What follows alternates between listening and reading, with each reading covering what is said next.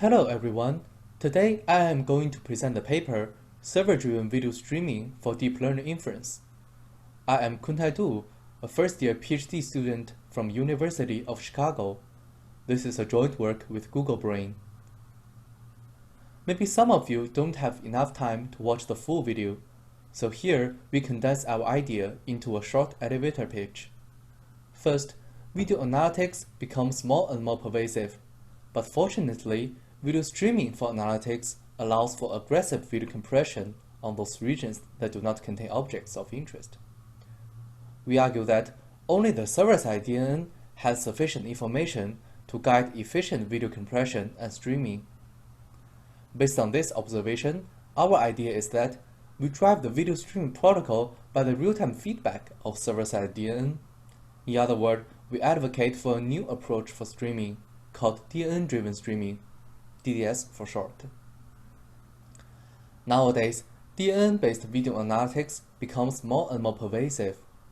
For example, people deploy wildlife camera for animals. On the street, people deploy traffic camera. Last but not least, people also use drone. So, our goal is to scale out video analytics. But how should we achieve that goal? To illustrate this, let's take a look at an example. In the following example, we use orange to mark missed objects and use turquoise to mark detected objects. As shown on the left side, the inference results of cheap model is very inaccurate, and nearly half of the objects are left undetected. This is because we analyze the video by the camera locally, and the compute power of the camera is limited, so it can only support a cheap model. Instead, if we stream the video from the camera to a GPU-equipped server and run inference at the server, we can deploy an expensive model at the server and detect all objects, as shown on the right side. So, from the comparison above, we see that limited by camera-side compute power, the camera's local inference is inaccurate. So, we need to stream the video to the server for accurate video analytics. Further, to build system-level support for video streaming, we need to design a video streaming protocol. The video streaming protocol streams the video from the camera through the network and to the server-side DNN model. We focus on two critical design goals of video streaming protocol. First and foremost, in order to make the analytic results valuable, a video streaming protocol must preserve high accuracy as if the video is sent to the server-side DNN in its entirety. Second, a video streaming protocol should also save bandwidth. This is because the bandwidth cost of, for example, the cellular network will be proportional to the total data sent. By saving bandwidth, we can save more and more bandwidth cost as the video stream time grows. On the other hand, the streaming delay per frame is proportional to the bandwidth usage per frame. Hence, saving bandwidth will reduce the streaming delay per frame and thus reduce the overall delay. But where is the research opportunity for us to meet these two requirements? Luckily, video streaming for analytics as a new type of streaming opens new research opportunity in terms of bandwidth saving. Traditionally, the video is streamed from the video server to the human viewers who cares about the global visual quality. As shown on the left side, since every pixel contributed to the overall visual quality, the video streaming codec has to stream all pixels with nearly the same quality, including those pixels that are not relevant to the inference results, like the street and the tree. But in our scenario, the video is streamed from the camera to the server-side DNN, which only cares about the inference accuracy. So we can aggressively compress those pixels that are not related to the inference accuracy. In the right figure, we mark those pixels that can be aggressively compressed as gray. Now that we see this research opportunity, how much bandwidth can we save in practice? To evaluate the potential bandwidth savings of this research opportunity, we plot the CDF of the area of objects over the area of whole frames on the video from our dataset. From this figure, we find that over 50% to 80% cases, objects only occupy 20% area of the whole frame, In other words, for most of the time, we can aggressively compress over 80% pixels in these videos without hurting accuracy. We are not the first one who tries to leverage this bandwidth saving opportunity. So now, let's take a look at how previous works save the bandwidth. We classify the previous works into two categories. The first type of previous works are camera side heuristics. Specifically, the camera first captures the frame, and the camera runs camera side heuristics to filter out those pixels irrelevant to inference accuracy. The camera then sends the remaining part to the server. After that, the server performs DNN inference and obtains the analytic results. However, the camera side heuristics are suboptimal. For example, let's compare the frame sent by the camera side heuristics and the ideal frame that includes all object-related pixels. We see that many objects are missed by the camera side heuristics. So we conclude that the camera side heuristics may miss many objects which will never be recovered by the server DNN. Realizing this limitation, the other type of work instead uses the server-side DNN to guide the video encoding process. We call this type of work as video encoding informed by DNN. First, based on the previous video, they choose a video codec configuration for the incoming video and stream it to the camera. Upon receival, the camera encodes the video using the configurations and stream the video back to the server. Then the server performs DNN inference and generates the analytic results. But these works are also suboptimal. To show this, let us compare between the frames these methods sent and the ideal frame. We can see that these methods can stream all objects, but they pay way too much bandwidth on those non-object pixels, like trees and streets. Also, these methods use optimal configuration by looking previous video content to guide the compression of the future video content. Typically, they need several minutes to update their optimal configuration and thus adapt to new content. So they cannot react to real-time video content change. But why real-time content matters? Let's check an example. Assume that a car is driving at 5 a.m. and thus there is no car or people on the street. After several minutes, these methods figure out that the best configuration is to encode the video using very low quality. But suddenly, two children start to run across the street. Limited by the low quality, these methods cannot detect these two children, which results in zero accuracy. Okay, now let's do a recap on previous approaches. First, due to the lack of camera-side compute power, the first type of previous works, camera-side heuristics, will filter out pixels that contain objects and thus trigger accuracy degradation. On the other hand, the approaches that leverage camera-side compute only tune the video codec configuration of current video content based on previous video content. Hence, they waste bandwidth on those non-object pixels and cannot react to real-time video content, which results in high bandwidth consumption. So these two kinds of methods all suffers from suboptimal bandwidth accuracy trade-off. But what are the reasons for this suboptimality? This is because previous works made wrong design choices. To efficiently save bandwidth, the video streaming protocol must meet two criteria. First, the video streaming protocol should be completely driven by the server-side DNN feedback. Second, the video streaming protocol should react to real-time video content. It seems simple to meet such requirements on the first look, but there is a critical chicken neck problem lies in these two criteria and make the whole thing difficult.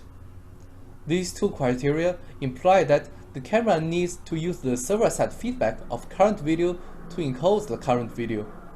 How can we use the egg feedback to edit the chicken video?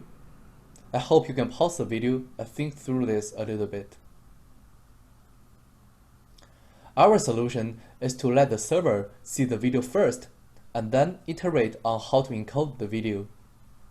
To instantiate this concept, we present DNN-driven streaming, DDS for short, which takes an iterative workflow to optimize the bandwidth accuracy trade-off. First, the camera buffers several frames to form a video segment. Then, the camera encodes this segment in low quality and send it to the server. Upon receival, the server feeds this video chunk to the server-side DNN and get the inference results and the feedback regions. After that, the server sends the feedback regions back to the camera. The camera then re-encodes feedback regions as a video segment based on the original video content in high quality and send the video back to the server. Last, the server feeds the new video to the server-side DNN and update the inference results. So we see that the key to DDS design is the algorithm that generates the feedback regions. We take object detection as an example to demonstrate our algorithm.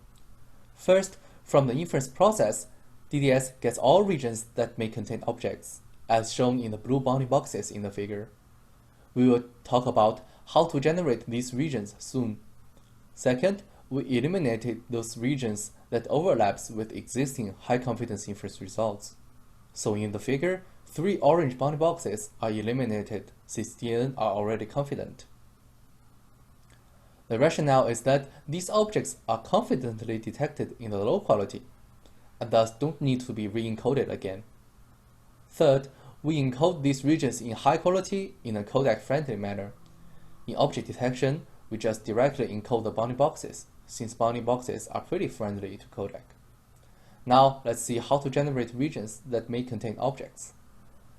For faster RCN-based neural networks, these regions can be generated from the output of region proposal network that has high confidence score.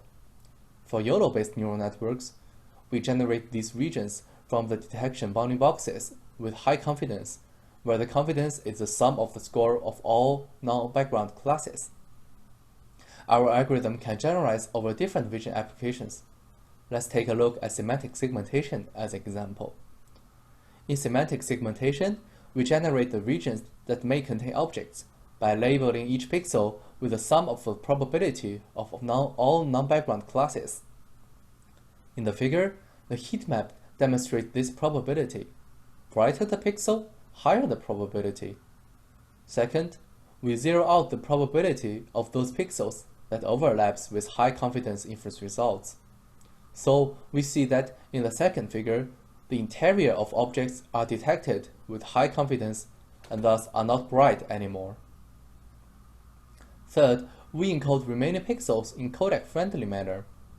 To do so, we find the bounding boxes that contain pixels with highest average probability. In other words, we find the brightest bounding boxes. Then we encode them through the video codec. To recap, DDS finds the regions where the DNN is indecisive. After introducing DDS technique on region generation, let's take a look at the difference between DDS and other region-based streaming methods, visual and EAAR.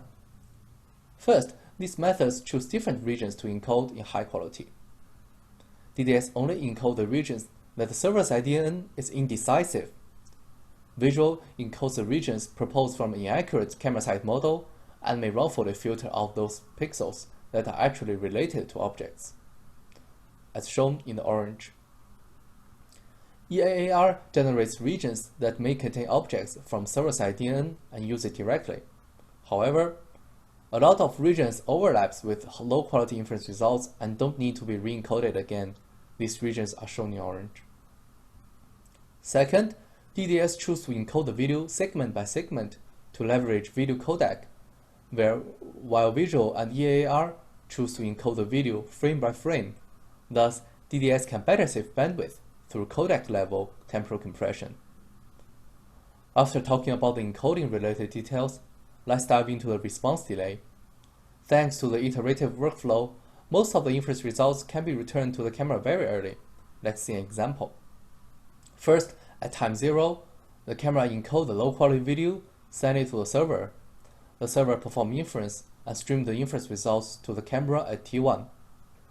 The T1 is very small, since the streaming time for low-quality video is small. Then the camera encodes the high-quality video and sends it to the server. After that, the server performs inference and updates the inference results at T2. We see that most of the results are returned to the camera in T1. So in average, the response delay is close to T1, which is pretty short. To recap, while we improve accuracy in the second inference, over 90% results are produced by the first time inference and can be returned very quickly. After talking about the techniques, let's go to the evaluations. As for the dataset, we download 49 videos of various camera types and content genres. These videos include traffic camera videos, dashcam videos from YouTube, drone videos from Visdrone, face videos from SIGCOMM videos, with a total length of about 20,000 seconds. As for the vision applications, we evaluate object detection, semantic segmentation, and face recognition. We use faster RCN ResNet 101, FCN ResNet 101, and Insight Phase for these applications respectively.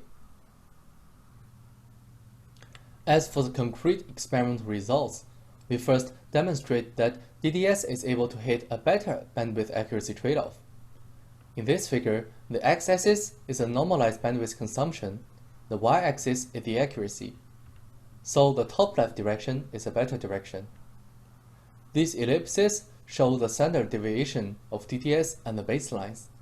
From these ellipses, we can see that DDS outperforms the baselines. Specifically, DDS can save up to 59% bandwidth and achieve higher accuracy. Now, let's see how bandwidth savings of DDS vary with videos and queries. In this figure, the x-axis represents the bandwidth saving, which is a ratio of the bandwidth consumption of AW stream over the bandwidth consumption of DDS. We see that bandwidth savings varies a lot. Specifically, in our dataset, bandwidth savings varies from 1 to 4 times in different video. If we change the query to motorcycle only, we see that DDS could achieve much more bandwidth savings. Specifically, DDS achieves 2 to 4 times more bandwidth savings on motorcycle only compared to DDS on all objects. Now, let's see how the bandwidth savings transform to streaming delay. In this figure, the x-axis is the bandwidth and the y-axis is the streaming delay. The blue bar is DDS and the red bar is AW stream. We see that DDS saves about 50% streaming delay and the various bandwidth. Now, let's see the end-to-end delay of DDS. In this figure, the x-axis is the number of frames per segment, and the overall height of the bar is the end-to-end delay. The blue bar is DDS and the red bar is AW stream. From this figure, we conclude that the end-to-end delay of DDS is consistently lower than AW stream. Due to the time limit, we only present the core idea, technical details, and experimental results. Please check out our paper for details about cost delay accuracy analysis and so on. To wrap up, video streaming for analytic purposes enables aggressive video compression of those pixels that are not relevant to the inference accuracy. We discovered that only the server-side DNN has sufficient information to actually guide video streaming process. To instantiate this observation, we present DDS, which uses an iterative workflow driven by DNN feedback on real-time video content. Experimental results demonstrate that DDS is able to hit a better bandwidth and accuracy trade-off and lower streaming delay and end-to-end delay. Please check my personal webpage for more DDS-related resources. That's all. Thank you.